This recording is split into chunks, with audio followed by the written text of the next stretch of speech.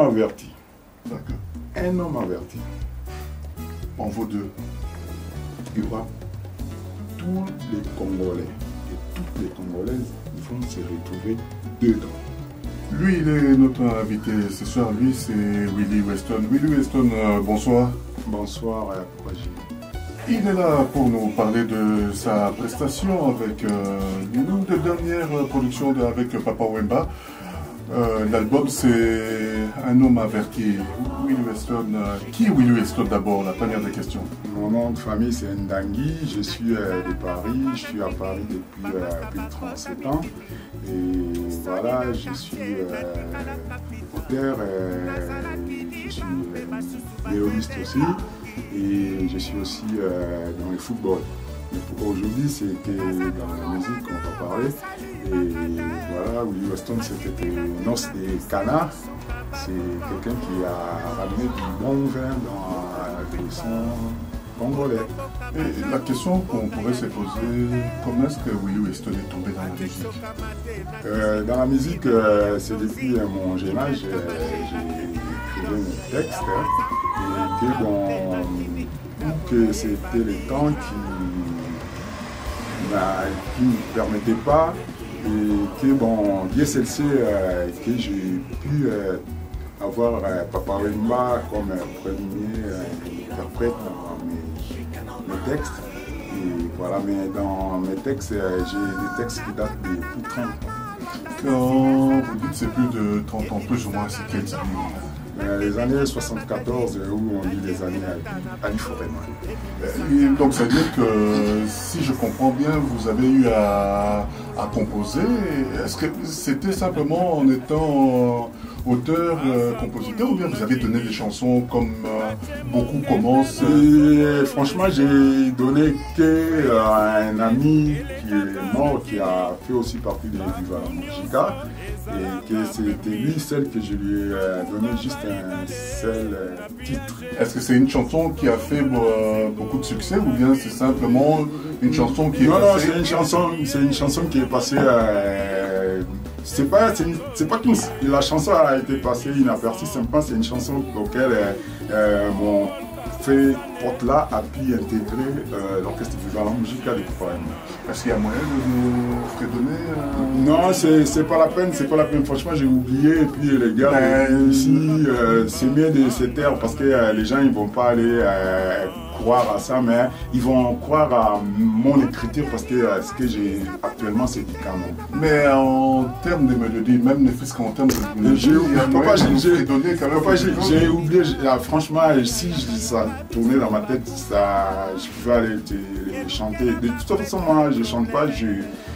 Si je chante ici, c'est comme un crapaud qui chante. Qui est dedans dans Un homme averti? Il y a 7 titres.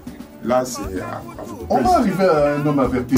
Mais après les années 70, il y a eu les années 80, là vous n'avez rien fait. Non, j'étais en train de faire autre chose. Et il y a eu les années 90, là vous n'avez rien fait. Rien, mais tous mes textes étaient dans ma bibliothèque, dans mes notes. Même en 2000, quand on est dans ma tête. Et nos artistes, nos chanteurs connus, ils veulent qu'acheter. Moi, j'avais même pas envie de vendre. Parce que la somme proposée, de toute façon, un texte ou une chanson n'a pas de prix. Ça, c'est une logique parce que c'est l'œuvre de l'esprit d'un être humain. Donc, l'être humain doit en bénéficier des siècles et des siècles. Un homme averti, c'est le titre phare de l'album. Pour l'instant, il y a Bajeton, une chanson c'est une chanson éducative, c'est une chanson qui arrive à vraiment, ça commence à trouver un peu sa place dans le milieu congolais.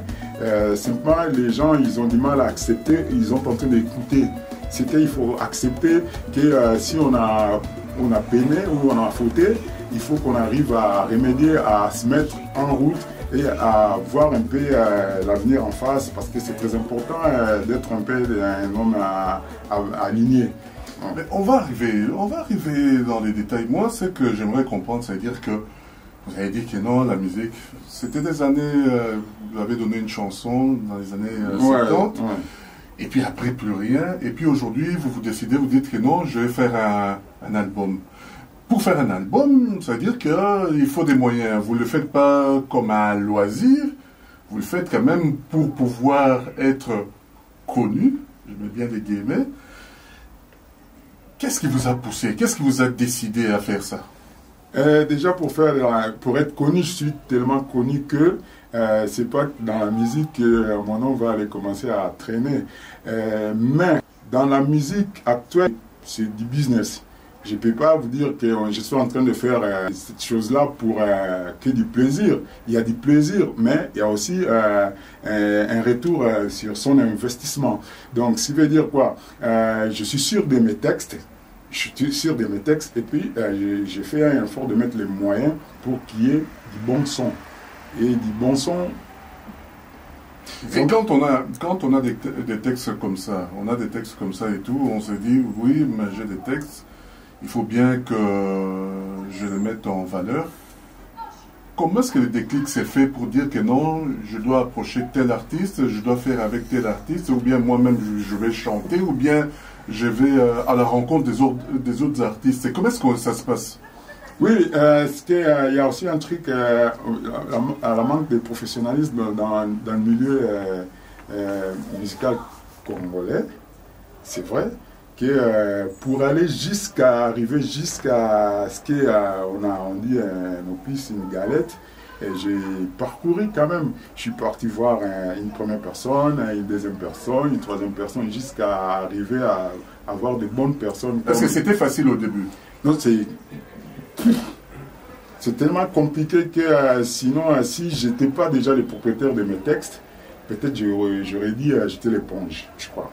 Et pourquoi ça n'était pas facile? Parce que peut-être d'autres personnes sont en train de nous écouter maintenant et vont se dire que non, ben, moi aussi j'aimerais faire mon album Exé, les chemins pour pouvoir faire ça facilement. Pour avoir cette chance-là d'une facilité, il faut tomber dans les mains de bonnes personnes. Comme moi, au final, je suis tombé chez un gars qui est très bien. Un gars bien, qui est bien aligné, qui sait ce qu'il faut faire et ce qu'il ne faut pas faire dans la musique, parce que le gars, il est vraiment maître dans ces métiers-là. Mais si sur 10 Congolais qui font genre programmation de la musique, il y a au moins 8 qui ne sont pas de bonne foi. Qui ne sont pas de bonne foi, et puis, ou qu'ils ont du mal à garder le produit après avoir travaillé avec l'artiste ou le chanteur ou l'auteur. Peut-être. Parce que des fois, vous rentrez dans un studio, vous faites un travail, et puis 2 jours après, pour aller récupérer ce que vous avez laissé dans ce studio-là, on a du mal à retrouver ce qu'on a bossé. Après, c'est compliqué, c'est tellement compliqué pour rien, mais la seule chose qui est difficile, c'est que des fois, on a un budget. Et puis si le budget il est parti par la fenêtre sans arriver à récupérer ou à avancer dans son but, c'est ça qui est difficile. Mais est-ce que, parce qu'on sait bien quand on est dans le milieu musical, surtout dans le milieu musical entre guillemets congolais, on dit souvent c'est un monde de requins. Au moment où vous y alliez, est-ce que vous êtes dit je suis innocent, j'avance, ou bien vous saviez bien que vous alliez rencontrer tous ces problèmes? Ah non, sinon si je savais, je pouvais pas, je devais mettre une annonce. Je cherche vraiment un gars serré, le moins serré, s'abstenir, par exemple. Mais je ne savais pas. En plus, j'ai côtoyé vraiment mes amis et la famille aussi. Mais voir que ce qu'on dit, que c'est des requins, attends, c'est abusé aussi. Mais Dieu seul sait qui cherche trouve, dans le sens où vous arriverez toujours à trouver quelqu'un de bien, dans le sens où, surtout quand les produits vous appartiennent, surtout quand les textes vous appartiennent, il y aura toujours quelqu'un à accepter votre produit et à vous accompagner dans votre projet. Est-ce que, parlons clairement, il y avait des artistes qui voulaient s'accaparer de votre produit? Ouais, papa, tu connais qu'il y avait des artistes qui voulaient sa campagne. Oh, moi, je pose la question. Oui, mais bon, aujourd'hui, je ne suis pas là pour citer les noms des gens. Non, je n'ai pas dit de citer des noms. Moi, j'ai simplement demandé est-ce qu'il y avait des articles qui voulaient prendre... Non, mais après, je leur avais posé la question, ou je lui avais posé la question, cet artiste-là, est-ce que tu as besoin de ma tête aussi? Oh non. Alors, bon, comme tu n'as pas besoin de ma tête, alors, vraiment mes produits. Alors, combien je te dois? Il m'a facturé, j'ai remis ses sous. Et puis voilà. Mais au fur et à mesure, on bossait, je lui donnais toujours l'argent. Mais ce n'est pas ça le plus important. Le plus important, c'est l'œuvre. On va arriver à l'œuvre. Quand on écrit un texte, parce que ça vous a pris des années pour écrire tout ça, quand on écrit, est-ce qu'on a un artiste en tête en se disant bien, ou bien c'est on écrit simplement, j'écris d'abord, et puis par après, je verrai qui pourra chanter mes œuvres? Ou bien, dès le départ, on s'est dit, non, ça sera Papa Wemba, ça sera je ne sais pas qui. Est-ce qu'il y avait une personne, il y avait un artiste qui était en tête ou pas? Franchement, quand j'étais jeune, pourquoi je dis toujours année Ali Foreman? Dans les années 74, les combats du siècle Ali Foreman, on dit. Les Américains, ils ont mis 3 mois à Kinshasa. Jusqu'à la date du combat. Mais chaque jour, moi je suis de Matongé, Kassavou, chaque jour, il y avait des concerts dans tous les orchestres joués. Mais moi j'étais tellement curieux que on avait déjà toujours, on projetait toujours l'Europe. J'étais tellement curieux de voir comment les Américains faisaient. Les Américains avaient des petites cassettes, des petits magnétophones avec eux. Ils enregistraient nos sons. Ça, c'est les années 74. Arrivé maintenant aux années 80, tout ce que j'ai écouté comme funk music, derrière, il y avait toujours quelqu'un. Déjà, quand, par exemple, je peux dire, je peux sortir un son vite fait à l'américaine. Directement, dans ma tête, ça sort. Par exemple, Fico, Fico, Fio. C'est vrai que dans ce qu'on fait, on a tendance toujours à récupérer un truc d'une tierce personne ou d'un artiste. Voilà. C'est vrai, dans ma tête, ça passait, par exemple, du Bella Bella, dans ma tête, ça passait au Comico Langua, dans ma tête, ça passait peut-être au Rumba Rock. Ça, c'est une logique. Mais maintenant, aller mettre des textes, chaque texte à sa place, et que ça fasse une chanson à un étage, que ça soit une bonne balade comme Bajeton. Donc vraiment c'est que de la magie pour... c'est vraiment de l'esprit. Oui, mais moi je voulais savoir pour qui.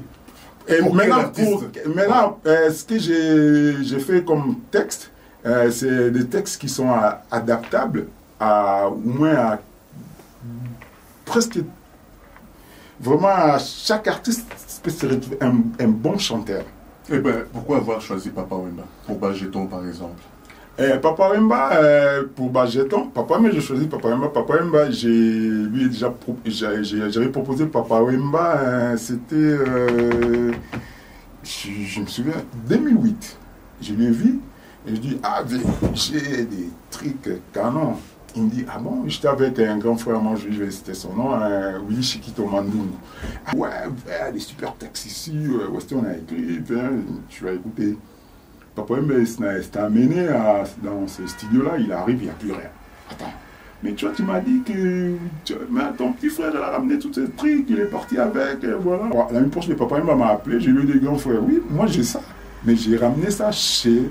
Oui, mais il y a un problème et tout. Parce que quand je disais ça, je dis par rapport aux autres jeunes qui sont peut-être à Paris, qui ont envie de produire, je ne sais pas, un album ou bien un single, mais ils n'auront pas la facilité. Parce que si tu ne cites pas les noms de là où tu es passé et tout, mais, non, mais ils vont connaître les mêmes problèmes. Pour qu'après les gens, je suis pas mais ils vont connaître les mêmes problèmes alors. Même pas pour couper les têtes, même pas pour balancer. Franchement, je suis déjà prêt pour faire sortir mon premier album avec Papa. Vous n'avez pas envie d'avoir des problèmes avec les gens? Du problème, on en a toujours. Pourquoi cette chanson? Franchement, avec Papa Wemba, quand il a écouté mes chansons, il a dit L'autre là, L'autre là, c'est qui? je ne suis pas là aujourd'hui pour citer les noms. Oh, mais non. Franchement, il a dit à son ami, ah, l'autre là, vraiment, franchement... L'autre là qui m'écrivait à l'époque... franchement... c'est pas ça. Non, c'est pas ça. Oh. Il est loin de ce que j'ai écouté. Qui est sur... à part, il y a Bajeto. Bajeto.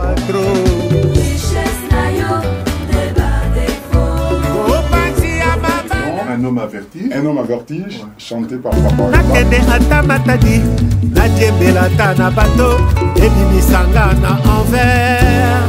Et la troisième chanson, c'est Cocorico. Oui. Elle est chantée par une fille top.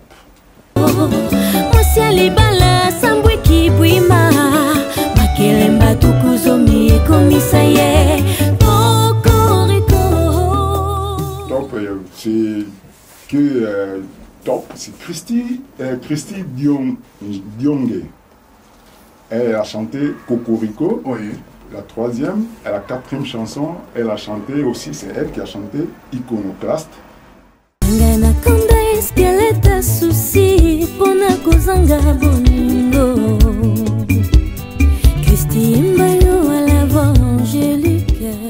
Christy toujours. Elle est de quelle origine?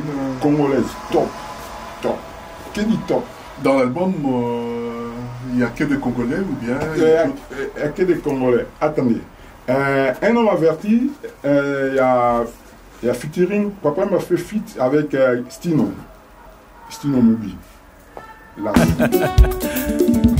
Azankulu nakini ache mongete na nzombo le soir. Et la cinquième chanson, c'est le générique, c'est Lidiorongo, Kinpoto. Il y a Fit Junior Kingombe, Ambrouille, c'est un jeune qui a été aussi chez Kofi Olomide. Et il a fait fit avec Distel.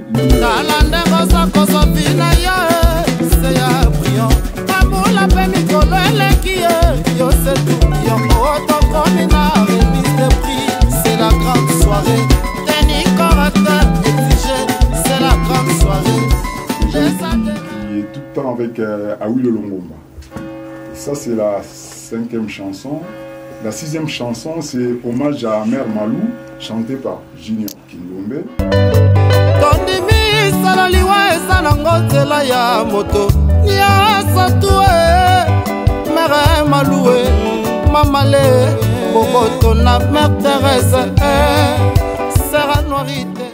Et puis la septième chanson, c'est La paix au Congo, chantée par Papa Wemba.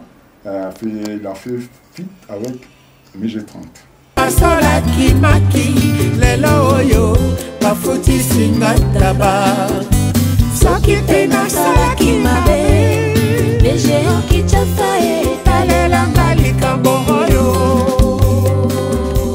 Et l'album sort quand?